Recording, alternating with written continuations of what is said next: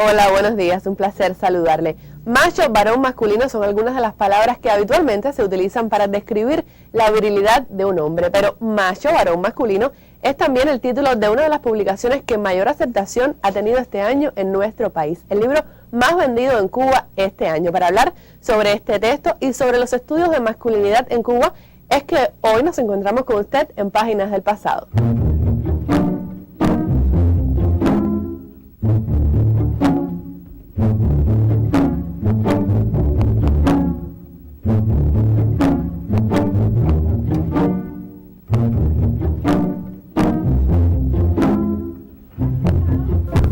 Y para hablar sobre el tema he invitado al estudio al doctor Julio César González Pajés. Muy buenos días, profesor. Buenos días, Yelis. Bienvenido a Páginas del Pasado una vez más. Muchas gracias. Le propongo para iniciar hacer una pausa y vamos a ver algunos de los elementos que tradicionalmente han descrito qué es masculinidad.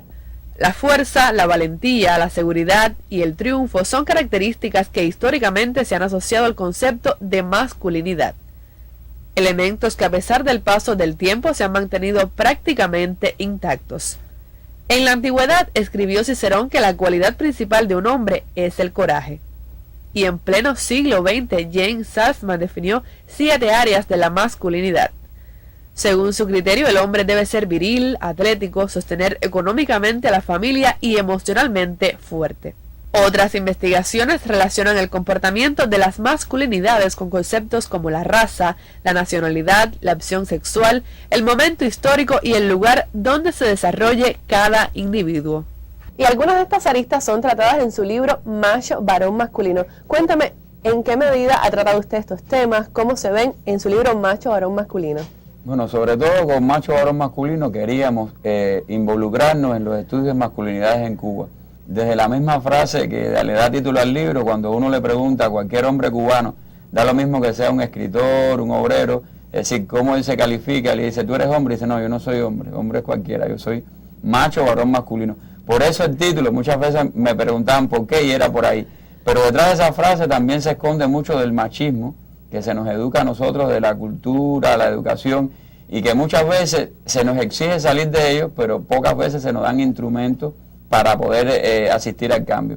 Por eso con este libro nosotros asumimos 6 temáticas fundamentales que tienen que ver con nosotros, que es la relación de los hombres con las mujeres, la relación que tenemos con la paternidad, con la violencia, con la sexualidad y con la migración. Yo creo que el libro devuelve muchas de los debates que uno tiene en la familia, en la calle.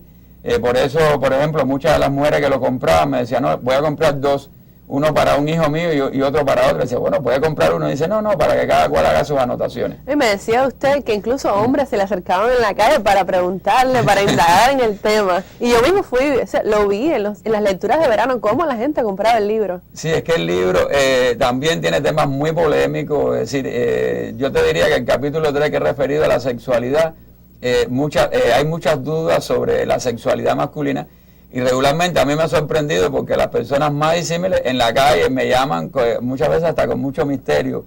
Profesor, venga acá que le quiero confesar algo.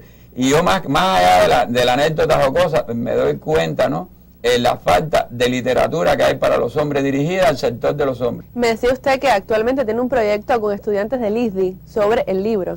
Sí, es decir, el libro ha suscitado muchos otros proyectos y uno de ellos es llevar el mismo libro a un 3D.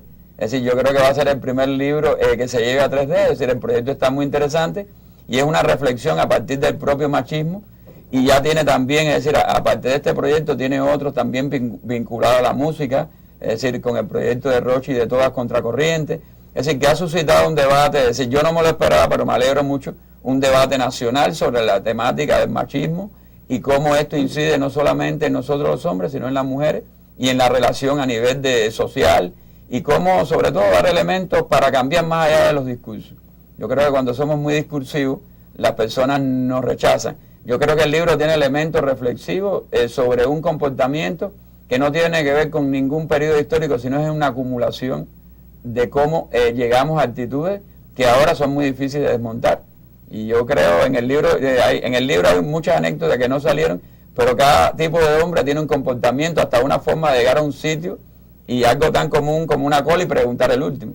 Es decir, pasa por un montaje casi como teatral de la masculinidad. Yo creo que tampoco no se trata de desmontarla, hay mucho miedo también cuando uno plantea estos debates a que alguien le quiere cambiar la opción sexual a alguien. Ahí también se crean los contradiscursos del miedo. No hay que tener miedo. Yo creo que, como dice una frase, atrévete a ser hombre, el machismo mata. Es decir, los hombres cuando dejamos este machismo también nos sentimos más tranquilos con nosotros mismos.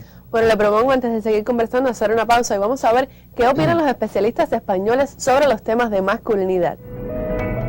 El rol masculino dominante es el determinado por el hombre proveedor, es decir, el hombre que vive en el espacio público, el hombre que es además el que detenta el orden, la autoridad, el modelo del pater familias, ¿no? El hombre centrado en la producción, en el ámbito de la ciudadanía, por contraposición a la mujer que es la reproductora, la cuidadora, la que está en el espacio privado. Ese rol empieza a transformarse en el momento en el que, bueno, la mujer salta también al espacio público y también se convierte en productora. El gran reto en los estudios de género y en las propuestas de género es que los hombres participen del espacio privado.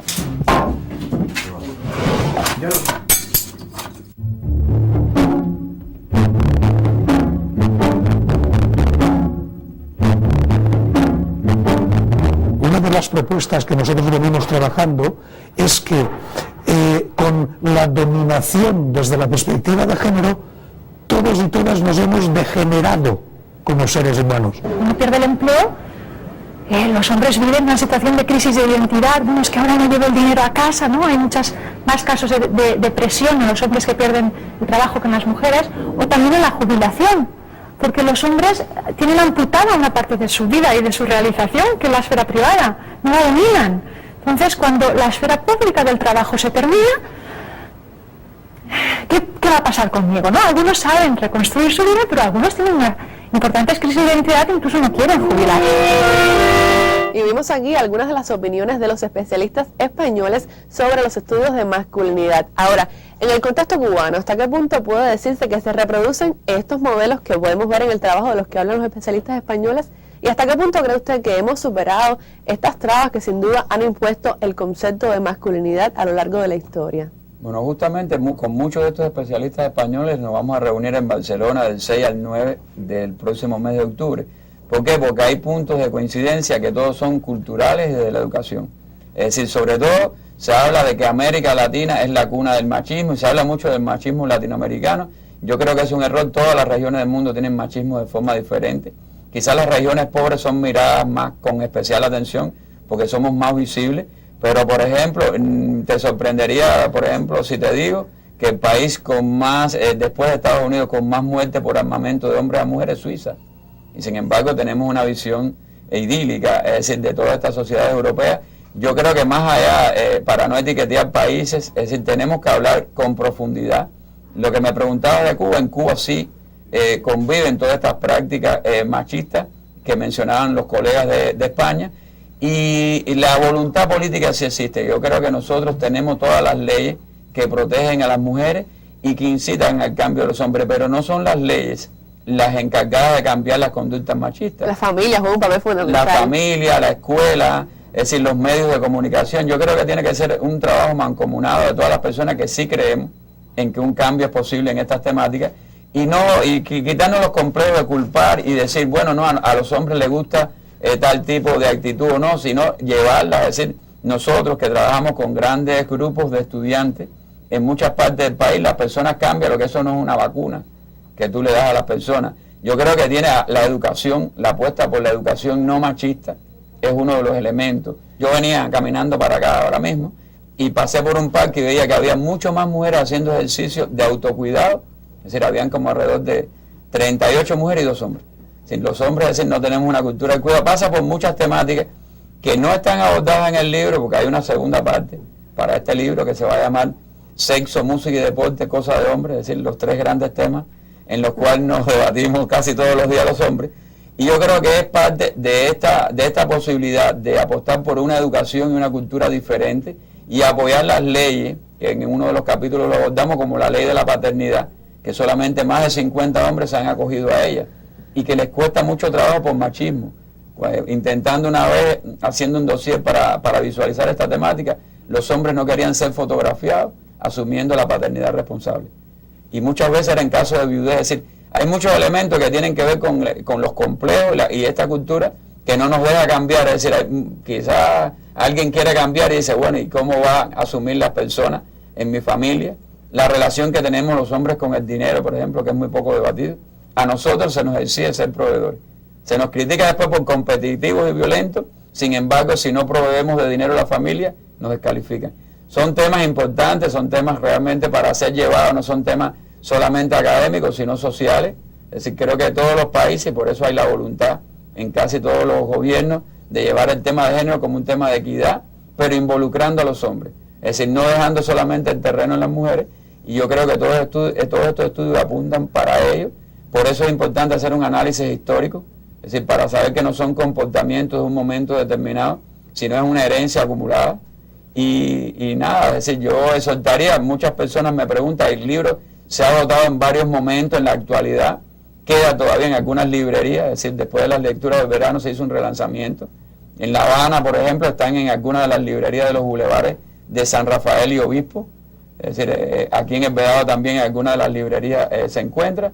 Y nada, nos gustaría poder seguir llevando estos debates a todos los lugares donde sea necesario. O sea que el público todavía está a tiempo de comprar Macho Varón Masculino. Me alegro que usted esté acá para invitar también a los televidentes a un próximo encuentro. Cualquier duda, cualquier sugerencia, cualquier inquietud que usted tenga a partir de este tema que hemos conversado hoy, quiero invitarle a una nueva oportunidad para retomar este tema. Me decía usted que iba a un encuentro en España, entonces a su regreso podemos conversar sobre él, si a usted le parece bien. A mí me parece muy bien poder retomar y seguir, apostando porque este tema sea un tema de debate a nivel de barrio, a nivel de todos los factores que pueden propiciar un cambio. Bueno, muchas gracias a usted entonces por estar una vez más con nosotros, y usted, la invitación ya está hecha. Ahora le invito a reencontrarnos también la próxima semana para juntos seguir conversando de historia. Pase un buen día.